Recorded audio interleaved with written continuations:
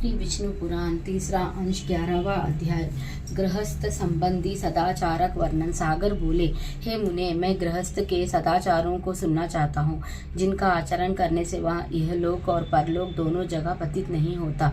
और वो बोले, हे पृथ्वी पाल, तुम सदाचार के लक्षण सुनो। सदाचारी पुरुष इहलोक और परलोक दोनों ही को जीत लेता है। सत्य शब्द का अर्थ साधु है, और साधु वही है जो दुष्रहित है। उस साधु पुरुष का जो आचरण होता है उसी को सदाचार कहते हैं।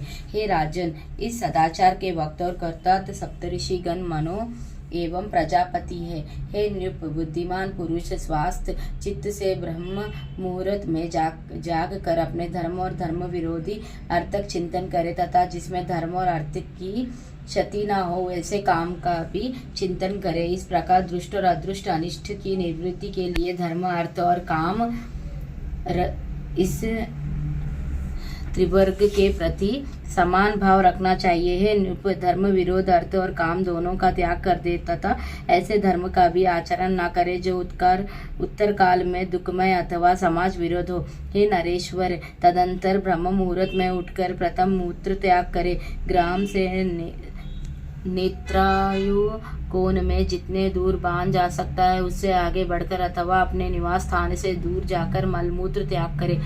पैर धोया हुआ और झूठा जल अपने घर के आंगन में न डाले।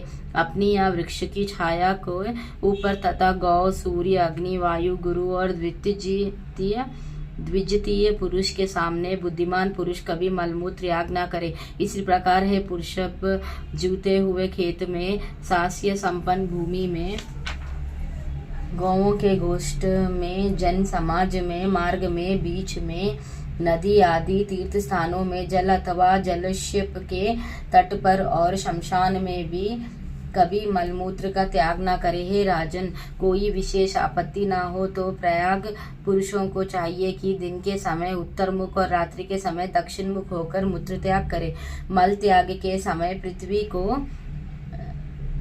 पृथ्वी को तिनकों से और सिर को वस्त्र से ढाप ले, तथा उस स्थान पर अधिक समय तक ना रहे और ना कुछ बोले। ही राजन, बाम्बी की चूहों द्वारा बिल से निकाली हुई, जल के भीतर की शौच कर्म से बची हुई, घर के लिपन की चींटी आदि छोटे छोटे जीवों द्वारा निकाली हुई और हल से उकड़ी हुई इन सब प्रकार की मृतकाओं को शौच कर्म में उपयोग न करे। हे नृप, लिंग में 1 बार, गुदा में 3 बार, बाएं हाथ में 10 बार और दोनों हाथों में 7 बार मृतिका लगाने से शौच संपन्न होता है। तदंतर गंध और फेन रहित स्वच्छ जल से आचमन करे, तथा फिर सावधानता पूर्वक बहुत सी मृतिका ले। उससे चरण शुद्धि करने के अनंतर फिर पैर धोकर 3 बार कुल्ला करे और 2 बार मुख धोवे। तत्पश्चात जल लेकर शिरोदेश में स्थित इंद्राद्र मूत्र, बाहु, नाभि और हृदय को स्पर्श करे। फिर बलि प्रकार स्नान करने के अनंतर केश संवारे और दर्पण, अंजन तथा दूर्व आदि मांगलिक द्रव्यों का यथाविधि व्यवहार करे। तदंतर हे पृथ्वी पते, अपने वर्ण धर्म के अनुसार अजीब विवेकिक लिए धनोपार्जन करे और श्रद्धा पूर्वक यज्ञ अनुष्ठान करे। सोम संस्था, हवि संस्था और पाक संस्था, इन सब धर्म क्रमों का आधार धन ही है। अतः मनुष्यों को धनोपार्जन का यत्न करना चाहिए। नित्य क्रमों के संपादन के लिए नद, तड़ाग, देवालयों की बावड़ी और पर्वतीय झरनों में स्नान करना चाहिए, अथवा कुएं से जल खींचकर उसके पास की भूमि पर स्नान करे। और यदि वहां भूमि पर स्नान करना संभव ना हो तो कुएं से खींचकर लाए हुए जल से घर ही में नहा ले। स्नान करने के अनंतर शुद्ध वस्त्र धारण कर देवता, ऋषिगण और पितृगण का उन्हीं के तीर्थों से तर्पण करे। देवता और ऋषियों के तर्पण के लिए 3-3 बार तथा प्रजापति के लिए 1 बार जल छोड़े। हे पृथ्वी पते, पितृगण और पितामहों की प्रसन्नता के लिए 3 बार जल छोड़े, तथा इसी प्रकार प्रपितामहों के भी संतुष्ट करे एवं मातामह, नाना और उनके पिता तथा उनके पिता की भी सावधानता पूर्वक पितृतीर्थ से जलादान करे। अब काम्य तर्पण का वर्णन करता हूँ, श्रवण करो। गौतम स्मृति के 8वें अध्याय में कहा है, ओपास नमष्ठाक प्रवारण श्राद्धा श्रवण्य ग्राहिण्य चैत्राशयुजीति सप्तपाक यज्ञा संस्था अग्न्याय देयग्निहोत्रम दृश्य पूर्णमासावाग्रयम् चतुर्मार्यास्यानि निरोढ पशुबन्धसोत्रामनीति सप्तहवियज्ञस्थ अग्निष्टोमत्याग्निष्टोम उक्था षोडशी वाजपेयतिरात्रपोयमा इति सप्तसोम संस्था औपासन अष्टाक श्राद्ध पर्वाण श्राद्ध तथा श्रवण ग्रहण चैत्र और अश्विनी मास की पूर्णिमाएं ये 7 पाक यज्ञ संस्था है। अग्नियोदय अग्निहोत्र दर्श पूर्णमास अग्रायन चतुर्मास यज्ञ पशुबंध और सौत्रमणि ये 7 हविर्य संस्थाएं यथा अग्निष्टोम अत्याग्निष्टोम उखत षोडशी वाजपेय अतिरात्र और अप्तोरियोम ये 7 सोम यज्ञ संस्था है। यह जल माता के लिए हो, यह प्रमाणता के लिए हो, यह वृद्धा प्रमत के लिए हो, यह गुरु पत्नी के हो, यह गुरु को या मामा को, यह प्रिय मित्र को तथा यह राजा को प्राप्त हुए। राजन यह जपता हुआ समस्त भूतों की हित के लिए देवादि तर्पण करके अपनी इच्छा अनुसार अभिलाषित संबंधी के लिए जलदान करे। देवादि तर्पण के समय इस प्रकार कहे, देव असुर यक्ष नाग गंधर्व राक्षस पिशाच गृह सिद्ध कुष्मांडा पशु पक्षी जलचर स्थलचर और वायु भक्ष आदि सभी प्रकार के जीव मेरे दिए हुए इस जल से तृप्त हो। जो प्राणी संपूर्ण नरकों में नाना प्रकार की यातनाएं भोग रहे हैं उनकी तृप्ति के लिए मैं यहाँ जलदान करता हूँ। जो मेरे बंधु अथवा अबंधु है तथा जो अन्य जन्मों में मेरे बंधु थे एवं और भी जो जो मुझसे जल की इच्छा रखने वाले है वे सब मेरे दिए हुए जल से परितृप्त हो। शुद्ध और तृष्णा से व्याकुल जीव कहीं भी क्यों ना हो, मेरा दिया हुआ यह तिलोदक उनका तृप्ति प्रदान करे। हे नृप, इस प्रकार मैंने तुमसे यह काम्य तर्पण का निरूपण किया जिसके करने से मनुष्य सकल संसार को तृप्त कर देता है। और हे अनाग, इससे उसी जगत की तृप्ति से होने वाले पुण्य प्राप्त होता है। इस प्रकार अपरुक्त जीवों को श्रद्धा पूर्वक काम्य जल दान करने के अनंतर आचमन करे और फिर सूर्यदेव को जलांजलि दे। उस समय इस प्रकार कहे, भगवान विवस्वान को नमस्कार है जो वेद वेद्य और विष्णु के तेजस स्वरूप है तथा जगत को उत्पन्न करने वाले अति पवित्र एवं क्रमों के साक्षी है। तदंतर जल अभिषेक और पुष्प तथा धूप आदि निवेदन करता हुआ गृहदेव और इष्ट देव का पूजन करे। हे नृप, फिर अपूर्व अग्निहोत्र करे। उसमें पहले ब्रह्म को और तदंतर क्रमक्ष प्रजापति गृह कश्यप और अनुमति को आधार पूर्वक आहुतियां दे। उससे बचे हुए होव्य को पृथ्वी और मेघा के उद्देश्य से उदाक पात्र में दाता और विधाता के उद्देश्य से द्वार के दोनों ओर तथा ब्रह्मा के उद्देश्य से घर के मध्यम में छोड़ दे। हे पुरुष व्याघ्र, अब मैं दिक्पाल गण की पूजा का वर्णन करता हूँ, श्रवण करो। बुद्धिमान पुरुष को चाहिए कि पूर्व दक्षिण पश्चिम और उत्तर दिशाओं में क्रमश इंद्र यम वरुण और चंद्रमा के लिए उत्शिष्ट सामग्री से बलि प्रदान करे। पूर्व और उत्तर दिशाओं में धन्वंतरी के लिए बलि दे तथा इसके अनंतर बलि वैष्णव देव कर्म करे। बलि वैष्णव देव के समय व्याकोन में वायु को तथा अन्य समस्त दिशाओं में वायु एवं उन दिशाओं को बलि दे। इसी प्रकार ब्रह्मा अंतरिक्ष और सूर्य को भी उनकी दिशाओं के अनुसार अर्थात मध्य में बलि प्रदान करे। फिर है नरेश्वर, विश्व देवों विश्वभूतों विश्वपतियों पितरों और यशों के उद्देश्य से यथास्थान बलि प्रदान करे। तदंतर बुद्धिमान व्यक्ति और अन्न लेकर पवित्र पृथ्वी पर समाहित चित्त से बैठकर स्वच्छ अनुसार समस्त प्राणियों को बलि प्रदान करे। उस समय इस प्रकार कहे, देवता मनुष्य पशु पक्षी सिद्ध यक्ष सर्प दैत्य प्रेत पिशाच वृक्ष तथा और भी चींटी आदि कीट पतंग जो अपने कर्म बंधन से बंधे हुए शोधातुर होकर मेरे दिए हुए वह जल भरा पात्र को अग्निहोत्र करते समय समीपम रख लिया जाता है और जिसमें इंदना होमम कहकर आहुति का शेष भाग छोड़ जाता है, उनकी इच्छा करते हैं। उन सब के लिए यह अन्नदान करता हूँ, वे इससे परितृप्त और आनंदित है। जिनके माता पिता अथवा कोई और बंधु नहीं है तथा अन्न प्रस्तुत करने का साधन और अन्न भी नहीं है, उनकी तृप्ति के लिए पृथ्वी पर मैंने यह अन्न रखा है, वे इससे तृप्त होकर आनंदित हो। संपूर्ण प्राणी यह अन्न और मैं सभी विष्णु हैं, क्योंकि उनसे भिन्न और कुछ है ही नहीं। अतः मैं समस्त भूतों का शरीर रूप यह अन्न उनके पोषण के लिए दान करता हूँ। यह जो 14 प्रकार का भूत समुदाय है, उसमें जितने भी प्राणीगण अवस्थित है, उन सबकी तृप्ति के लिए मैंने यह अन्न प्रस्तुत किया है, वे इससे प्रसन्न हो। इस प्रकार उच्चारण करके गृहस्थ पुरुष श्रद्धा पूर्वक समस्त जीवों के उपकार के लिए पृथ्वी में अन्नदान करे, क्योंकि गृहस्थ ही सबका आश्रय है। नरेश्वर, तदंतर कुत्ता, चांडाल, पशिगन तथा और भी जो कोई पतित एवं पुत्रहीन पुरुष हो, उनकी तृप्ति के लिए पृथ्वी में बलिभाग रखे। फिर गौ दोहन काल पर्यंत अथवा इच्छानुसार इससे भी कुछ अधिक देर अतिथि ग्रहण करने के लिए घर के आंगन में रहे। यदि अतिथि आ जाए तो उसका स्वागत से तथा आसन देकर और चारण धोकर सत्कार करे।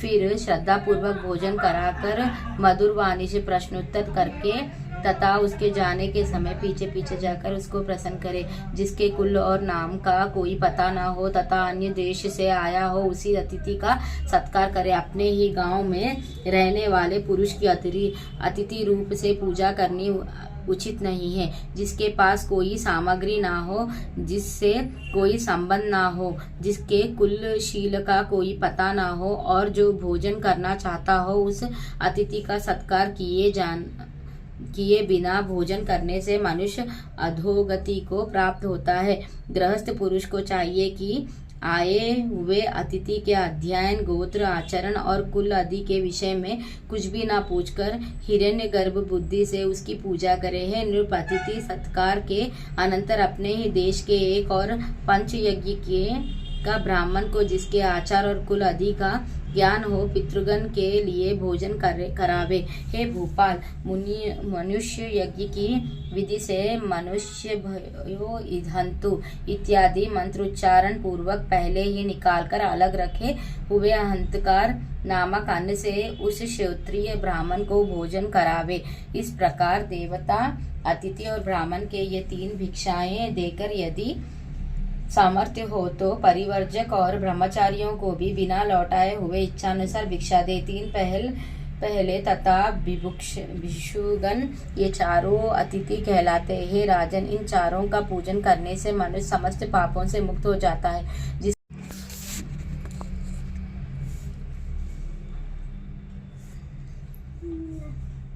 जिसके घर से अतिथि निराश होकर लौट जाता है, उसे वहां अपने पाप देकर उसके शुभ कर्मों ले जा। हे नरेश्वर दाता, प्रजापति इंद्र, अग्नि, वसुगण और आर्यमा, ये समस्त देवगण अतिथि में प्रविष्ट होकर अन्न भोजन करते हैं। अतः मनुष्य को अतिथि पूजा के लिए निरंतर प्रयत्न करना चाहिए। जो पुरुष अतिथि के बिना भोजन करता है, वह तो केवल पाप ही भोग करता है। तदंतर गृहस्थ पुरुष पितृगृह में रहने वाली विवाहित कन्या, दुखिया और गर्भिणी स्त्री तथा वृद्ध और बालकों को संस्कृत अन्न से भोजन कराकर अंत में स्वयं भोजन करे। इन सबको भोजन कराए बिना जो स्वयं भोजन कर लेता है, वह पापमय भोजन करता है।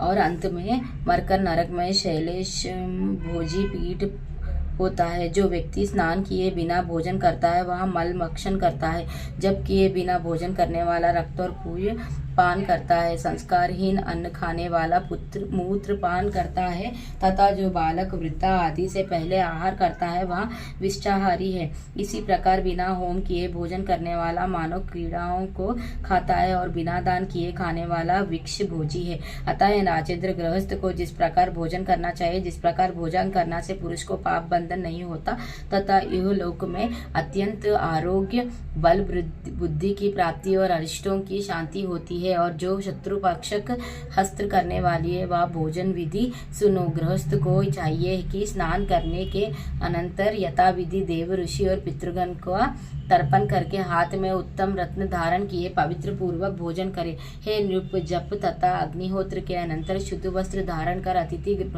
ब्राह्मण, गुरुजन और अपने आश्रित बालक एवं वृद्धों को भोजन करा। सुंदर सुगंध युक्त उत्तम पुष्पमाला तथा एक ही वस्त्र धारण किए हाथ पांव और मुंह धोकर प्रीति पूर्वक भोजन करे। हे राजन, भोजन के समय इधर उधर ना देखे। मनुष्यों को चाहिए कि पूर्व अथवा उत्तर की ओर मुख करके अन्यमान ना होकर उत्तम और पात्य अन्न को प्रोक्षण करके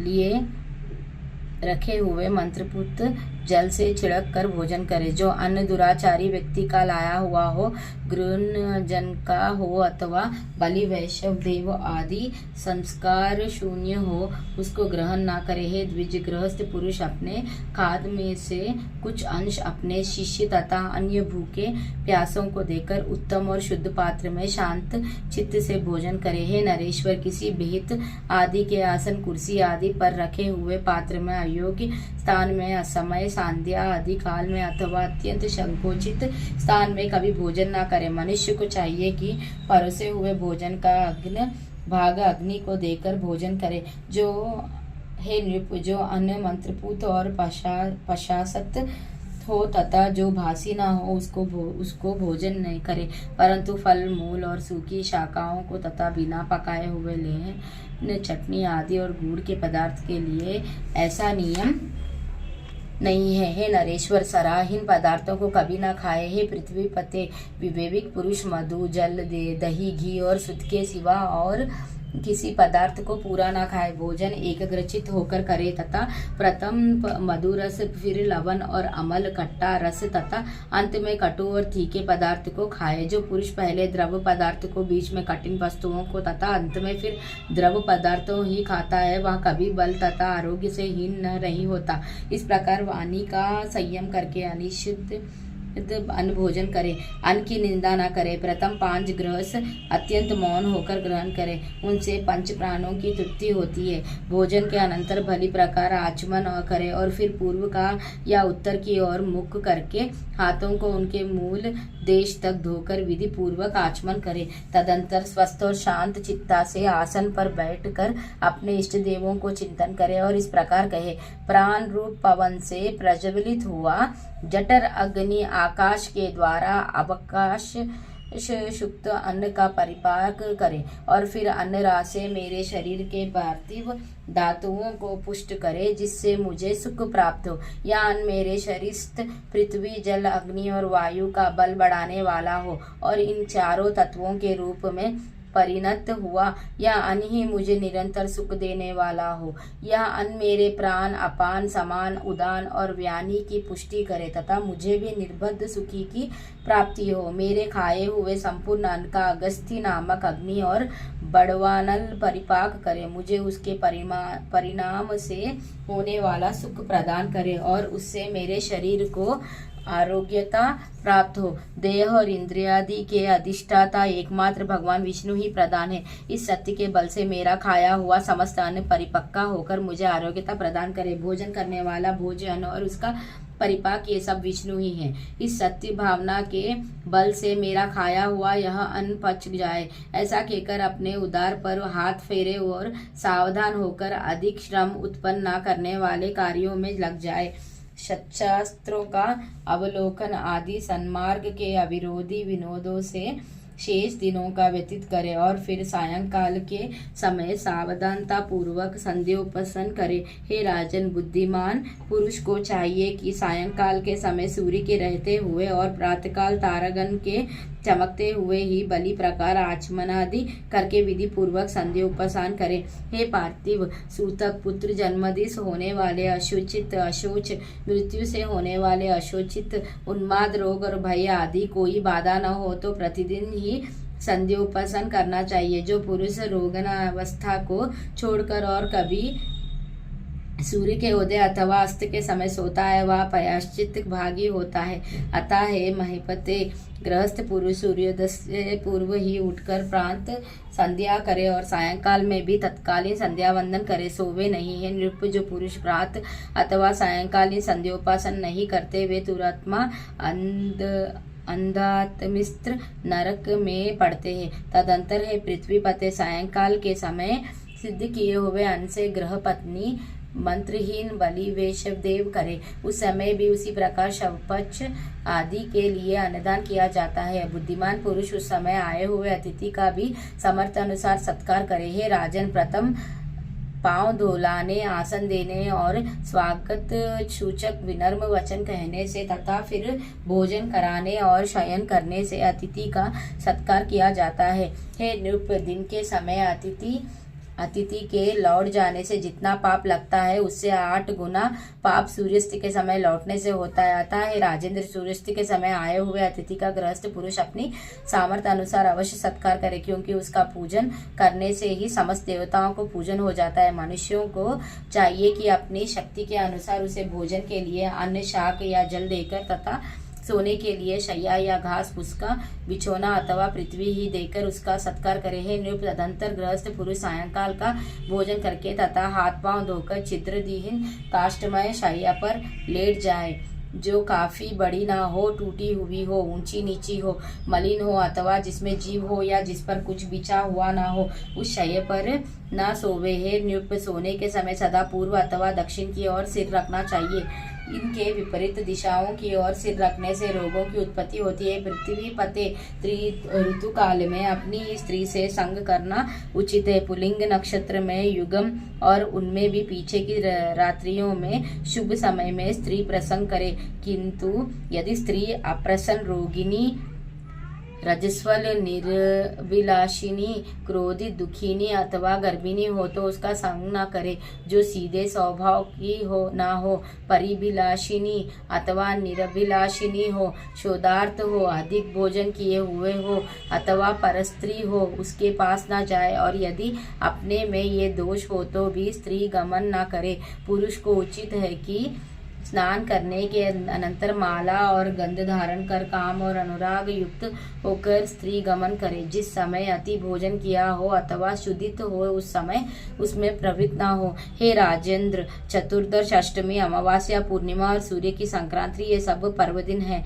इन पर्व दिनों में तेल, स्त्री अथवा मासक भोग करने वाला पुरुष मरने पर विष्ट और मूत्र से भरे नरक में पड़ता है। संयमी और बुद्धिमान पुरुषों को इन समस्त पर्व दिनों में सशस्त्र वलोकन, देवोपासन, यज्ञानुष्ठान, ध्यान और जप आदि में लगे रहना चाहिए। गौछाग आदि अन्य अयोनियों से औषध प्रयोग से अथवा ब्राह्मण, देवता और गुरु के आश्रम में कभी मैथुन न करे। हे पृथ्वी पते, चैत्य वृक्ष के नीचे, आंगन में, तीर्थ में, पशुशाला में, चौराहे पर, शमशान में, उपवन में अथवा जल में भी मैथुन करना उचित नहीं है। हे राजन, पूर्वत समस्त पर्व दिनों में प्रातःकाल और सायंकाल में तथा मलमूत्र के वेग के समय बुद्धिमान पुरुष मैथुन में प्रवृत्त न हो। हे नृप, पर्व दिनों में स्त्री गमन करने से धन की हानि होती है। दिन में करने से पाप होता है, पृथ्वी पर करने से रोग होता है और जलाशय में स्त्री प्रसंग करने से अमंगल होता है। पर स्त्री से तो वाणी से कहे क्या मन से भी प्रसंग ना करे, क्योंकि उनसे मैथुन करने वालों की अस्थि संबंध भी नहीं होता, अर्थात उन्हें अस्थि शून्य कीटादि होना पड़ता है। परस्त्री की आसक्ति पुरुष को इहलोक और परलोक दोनों जगह भय देने वाली है। इहलोक में उसकी आयु क्षीण हो जाती है और मरने पर वहां नरक में जाता है। ऐसा जानकर बुद्धिमान पुरुष उपरोक्त दोषों से रहित अपनी स्त्री से ही ऋतुकाल में प्रसंग करे तथा उसकी विशेष अभिलाषा हो तो बिना ऋतुकाल की भी गमन करे। इस प्रकार श्री विष्णु पुराण के तीसरे अंश में 11वां अध्याय समाप्त। श्री विष्णु पुराण की जय। लक्ष्मी नारायण की जय। विष्णु भगवान की जय।